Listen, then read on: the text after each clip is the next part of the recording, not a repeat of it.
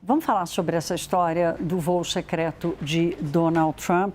As revelações continuam saindo. Por exemplo, entre elas, o fato de Trump ter levado com ele, nesse voo paralelo, descoberto depois pelo jornal Washington Post, os seus assessores mais pessoais. O resto ficou tudo lá dentro do Air Force One, voltando para os Estados Unidos. A gente vai trazer a nossa Priscila Yazbek, que tem também a informação sobre qual era a preocupação, Priscila. Afinal de contas, que ameaça era essa que provocou essa mudança do voo? E aí o assunto está pegando, né, Priscila? Boa noite para você. Que bom tê-la aqui no Hora H.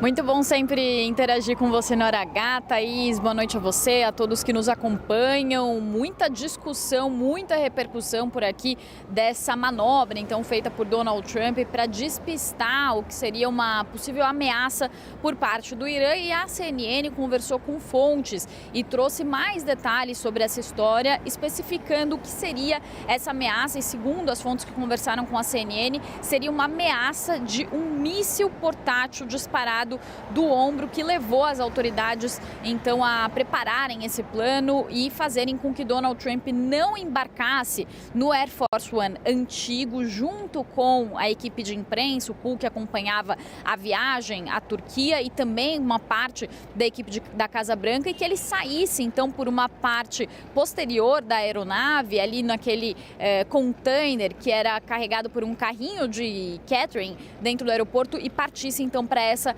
aeronave menor para despistar então essa possível ameaça. E aí essas fontes que conversaram com a CNN falaram que a ameaça seria séria o suficiente para que eles temessem pela vida do presidente Donald Trump. É por isso que esse plano foi elaborado. E eles também falaram que eles consideraram a ameaça séria depois que eles viram que havia informações detalhadas que os iranianos pareciam conhecer sobre os planos e a logística de Trump na Turquia. Foi então que as Forças Armadas e o Serviço Secreto mudaram o presidente Donald Trump de avião. Lembrando que essa foi a primeira viagem que Donald Trump realizou com o novo avião, o novo Air Force One, que foi doado pelo Qatar, uma aeronave do valor de 400 milhões de dólares, que inclusive gerou muita polêmica também, com até mesmo apoiadores de Donald Trump questionando que um valor como esse, um presente num valor como esse, acaba não saindo de graça, que em algum momento isso pode trazer algum tipo de problema para o governo Trump, e apoiadores do movimento MAGA dizendo que seria um cavalo de Troia esse avião. E de fato, na sua primeira viagem ele já tinha dado ali muitos problemas quando foi questionada ali a troca de aeronave do Air Force antigo, do Air Force novo para o Air Force antigo. Donald Trump foi até a Turquia com o Air Force novo, mas teve que trocar já de avião quando partiu da Turquia para o Reino Unido para depois retornar aos Estados Unidos. E a última informação que você disse, Thaís, também há agora detalhes sobre quem embarcou junto com Donald Trump. E aí a Natalie Harper, assistente executiva, que sempre está com Donald Trump, Dan Scavino, vice-chefe de gabinete da Casa Branca, e Walt Nauta, que é diretor de operações do Salão Oval, entraram nessa aeronave militar menor junto com Donald Trump.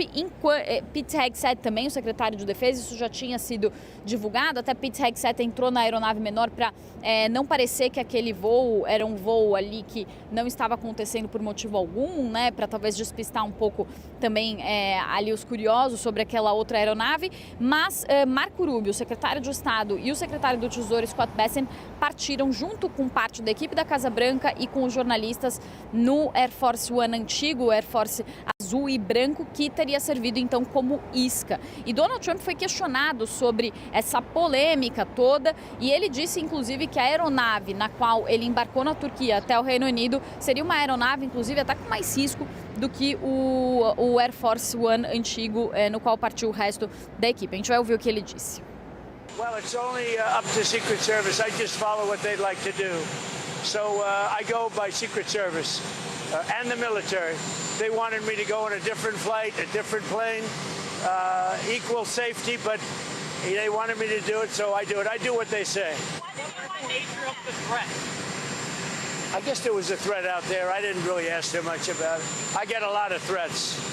I think actually the plane that I flew on was at greater risk.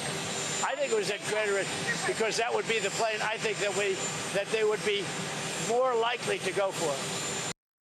É uma contradição, né, que o presidente Trump acaba de dizer e devia ser, no mínimo, uma decisão do serviço secreto do próprio governo não deixar o avião com os jornalistas e com o staff da Casa Branca levantar voo. Depois que o Trump tivesse em segurança, aí diz, olha, ele já voou, não está mais no Air Force One, já foi embora da Turquia, ninguém mais pode alcançá-lo, para não precisar colocar tanta gente em risco, como acabou acontecendo. A gente vai ouvir agora o relato do correspondente da CNN, Kevin Liptak, que investigou como é que foi essa manobra do serviço secreto para essa troca de aeronaves. At 7:54 p.m., preparations get underway at the Ankara airport to execute the subterfuge. You can see in this video, airport catering trucks begin getting into position at the side of the blue and white Legacy Air Force One that Trump said he was using to return to Washington. At 8:24 p.m., Trump's motorcade arrives to the tarmac. As it speeds towards Air Force One, another smaller plane, a C-32A, is parked nearby. This shot is the best vantage of how the two planes are positioned on the tarmac. As the motorcade rounds the corner, you can see the two catering trucks at the side of the jumbo jet lifted up on hydraulics to doors on the right side of the plane. A few minutes later, Trump climbs the staircase and waves before entering his cabin. You can see the catering truck right there beneath the fuselage. At the back of the plane, reporters and staff line up to get on board. Once they're in their seats, the Secret Service tells them to keep their window shades down. Agents even come to the cabin, which faces out toward the smaller C-32A, to make sure all the shades are lowered. And this is when the shell game begins. A U.S. official says Trump was whisked off the plane and into a waiting catering truck.